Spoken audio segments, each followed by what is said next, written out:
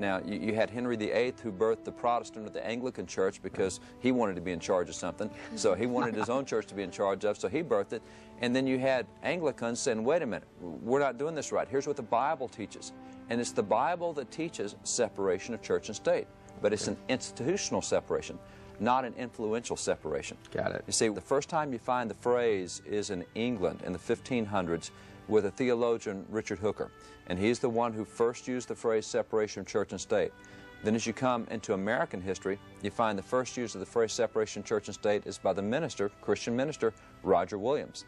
It's the same thing. He's trying to get the government to leave the church alone. We so often hear the Constitution's religion clauses in the First Amendment coupled with the phrase separation of church and state. Yet concerning religion, the First Amendment only states, Congress shall make no law respecting an establishment of religion or prohibiting the free exercise thereof. Clearly, neither the word separation, nor church, nor state is found in any part of the First Amendment. In fact, that phrase appears in no governmental founding document. Of course, most today recognize the phrase separation of church and state, but few know its source. Yet it is important to understand the origins of that phrase and how it subsequently became somehow attached to the First Amendment.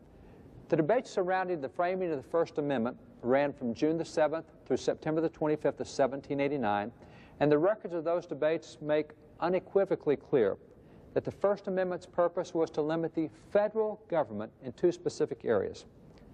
First, the federal government was prohibited from establishing a national denomination, whether Catholic, Anglican, or any other. This was the very problem that America had faced when she was part of Great Britain. The founders did not want that in America. The part of the First Amendment that forbids any such national denomination is called the Establishment Clause, and it is the part stating, Congress shall make no law respecting an establishment of religion.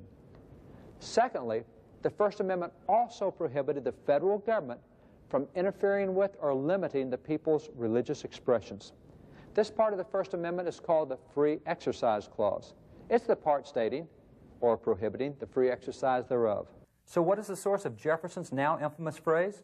On November the 7th, 1801, the Baptists of Danbury, Connecticut wrote Jefferson concerned that the guarantee of the free exercise of religion appeared in the First Amendment.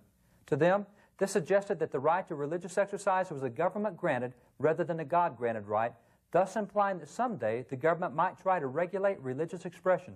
They believed that freedom of religion was a God-granted, unalienable right, and that the government should be powerless to restrict religious activities unless, as the Baptists explained, those activities cause someone to, quote, work ill to his neighbor. Jefferson understood their concern, for he had already proven that it was his concern as well.